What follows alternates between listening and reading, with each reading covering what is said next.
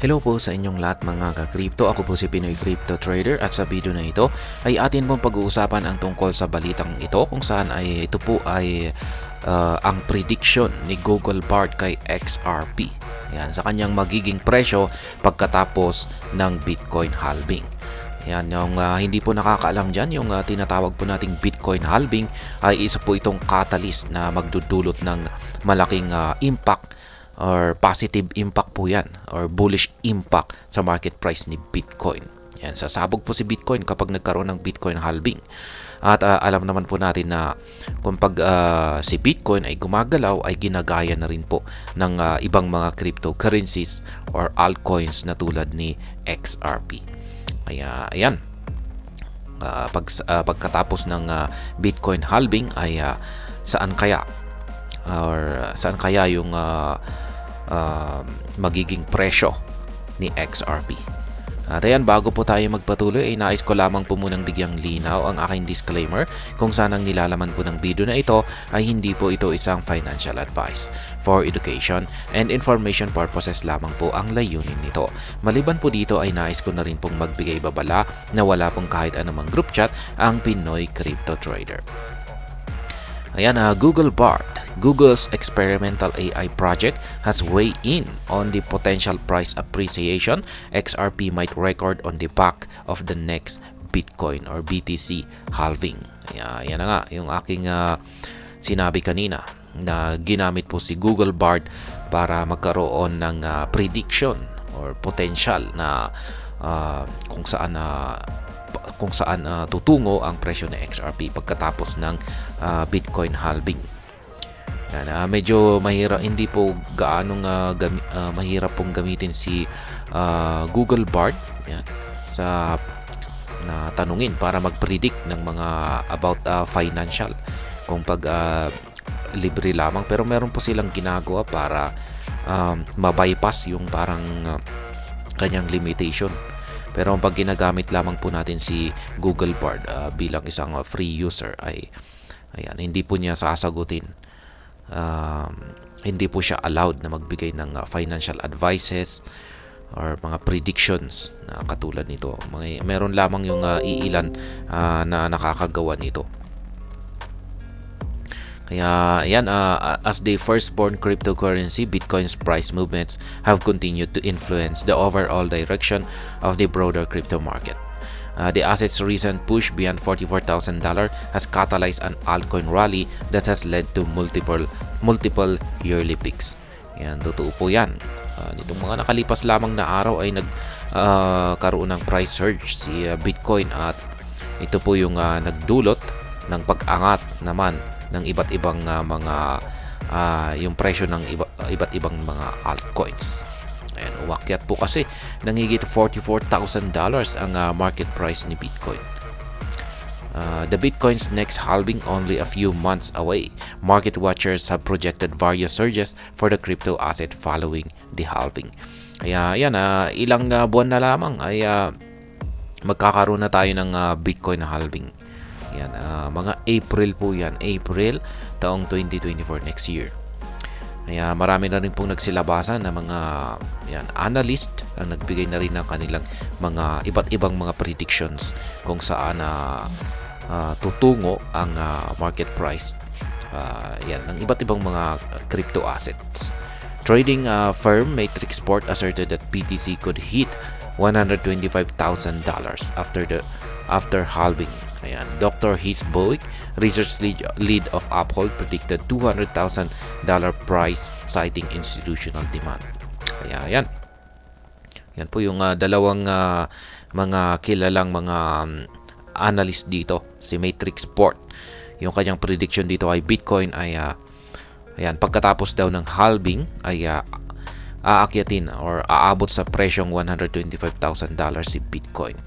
Samantala, si Dr. Heath Bowick naman, ang research lead ng Uphold ay nagbigay ng kanyang prediction na $200,000 ang aakyatin naman ni Bitcoin. At yung magdudulot po nito ay yung institutional demand. Ito po yung malalaking mga financial institution. Yan. At dahil po dyan ay ito po kasi yung Yung dahilan po kasi rito ay yung parang yung spot Bitcoin ETF na rin po yan. Kaya yan, meron pang isang analyst ang nakapag-predict na aabot daw ng $500,000. Yan. If Bitcoin hits this target post-halving, it could result in the broader market slipping into the bull run, a development that would positively impact XRP. However, the exact extent of XRP's potential upsurge remains uncertain. As a result, we asked Google Bard AI what it thinks XRP's price could be following the halving. Ayan.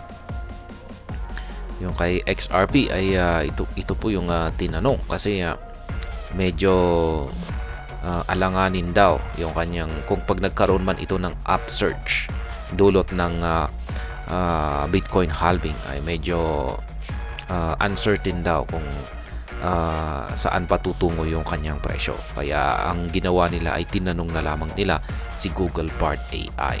If XRP price, if BTC hits 100k or 250k post halving. Yan. Ang magiging presyo raw ni XRP kung sakaling umakyat si Bitcoin sa mga presyong ito, $100,000 or $250,000. According to Google Bard, predicting where XRP's price might go after the next Bitcoin halving is difficult. Ayan, maging si Google Bard ay hinahihirapan din po siyang mag-predict. Yan, kung saan patutungo ang presyo ni XRP pagkatapos ng Bitcoin halving. After drawing on historical trends and current market conditions, the chatbot presented some possible scenarios. Kaya yan, nagbigay naman po siya ng ilang mga posibleng mangyari sa kanyang presyo. Kaya yan, Bard suggested XRP could see a more substantial uptick for every 100% increase in Bitcoin's value. The AI chatbot asserted that XRP would potentially hit $38.5 once Bitcoin clinches $100,000 price target. This projection implies a remarkable 5,733% surge from its current price of 66 cents. Kaya yan, sabi po ni Google Bard, kung nahit po ni Bitcoin ang presyong $100,000 ay may magagawang akyatin naman ni XRP ang presyong $38.5. In a more bullish projection, Bard emphasized that XRP could soar to $46.5 should Bitcoin reach $200,000 price target. Such a rally would mark a 6,945% increase from XRP's current valuation. Ayan, kung sakaling umakyat naman daw po si Bitcoin sa presyong $200,000, ayan, si XRP naman ay magagawa niyang akyatin ang presyong $46.5. Factors behind XRP's potential surge. Google Bard highlighted several factors influencing these projections. The first factor was historical data related to the halving. 3 previous Bitcoin halvings led to substantial rallies with Bitcoin price skyrocketing after each event. Yan, nagbigay daw po ng mga ilang mga bagay na maaring maka-influence siya or maka-apekto sa naging prediction dito ni Google Bard. Yung una ay syempre yung historical data na may kaugnayan sa halving. Kaya yan, alam naman po natin siguro na yung historical data ni Bitcoin na basta nagkakaroon ito ng halving ay nagkakaroon ito ng matinding price surge or matindi yung kanyang umaakyat siya o sumasabog yung kanyang market price. In addition, chatbot stressed that a surge in Bitcoin's price might trigger a broader cryptocurrency market boom, attracting fresh investors and driving demand for alternative cryptocurrencies including XRP. Ayan, yung pagsabog po ni Bitcoin ay maaari daw po itong magdulot ng paglago ng buong cryptocurrency. Yan, buong cryptocurrency market. Yan, sapagkat mag-a-attract ito ng mas maraming mga bagong mga investors at yan, ito na rin magdudulot ng demand. Ayan, at hindi lamang po kay hindi lamang po kay Bitcoin kundi sa mga alternative cryptocurrencies. At syempre kasama na po rito si XRP. The ongoing legal tussle between Ripple and SEC nearing a resolution is identified as a potential catalyst. An entirely favorable outcome for Ripple could significantly boost investor confidence in XRP. Ayan, ang isa pang bagay dito or factor ay yung nalalapit na pong pagtatapos dito sa labanan ni Ripple at saka ang SEC. Malapit na po silang magkaroon ng resolution. At yung resolution na ito, ayan, depende po sa magiging resulta. Ay posible kung maganda po yung magiging resulta nito at pabor kay Ripple, ay pwede daw po itong magdulot ng catalyst. Ayan, sasabog si XRP. Kasi yung pag pabor yung resolution kay Ripple ay magkakaroon ng investor confidence kay XRP. Mas magtitiwala yung mga investor, mas magkakaroon sila ng mas malakas na tiwala kay Ripple na ay isang magandang investment.